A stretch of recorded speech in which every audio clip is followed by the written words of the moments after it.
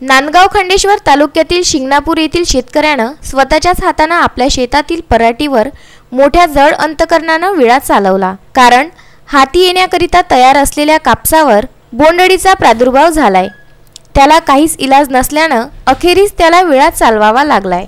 यावर्षी अवकाळी झालेल्या पावसामुळे शेतकऱ्याच्या पिकाचं मोठ्या प्रमाणात नुकसान झालं आहे। त्यामुळे त्याच्यावर संकट उभी राहत आहे। आधी सोयाबीनने डुबवले तर तूर पिकावर अळीचा प्रादुर्भाव आढळून आला। तसेच काही भागात तूर पिकावरून दवाळ गेल्याची माहिती आहे। कपाशी साथ देईल या आशेत शेतकरी होता, परंतु कपाशीवर सुद्धा बोंडअळी आल्याने बोंड सडत असून त्यावर आलेला कापूस सुद्धा सडत आहे।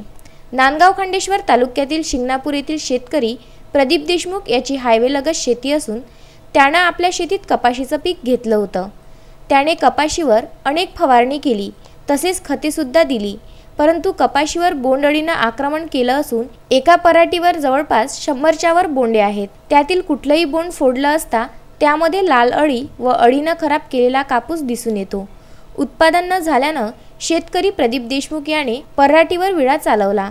कारण सततच्या नापिकीमुळे शेतीच्या कामासाठी ट्रॅक्टर सांगायलाही पैसे नाही, म्हणून त्याने आपल्या शेतातील पराठी विळाने कापली आहे। ही अवस्था फक्त प्रदीप देशमुखचीच नसून परिसरातील अनेक शेतकऱ्यांची आहे। निसर्गाच्या लहरीपणाला शेतकरी कंटाळला असून उत्पादनाला भाव नसल्याने सुद्धा तो त्रस्त झालाय। हातात येणाऱ्या कपाशी पिकावर बोंडअळीने आक्रमण केलं असून लावलेला खर्चही निघाला नसल्याने शेतकऱ्यांनी हेक्टरी 40,000 रुपये देण्याची मागणी शासनाकडे केली। उत्तम ब्राह्मणवाडे, विदर्भ न्यूज, नांदगाव खंडेश्वर।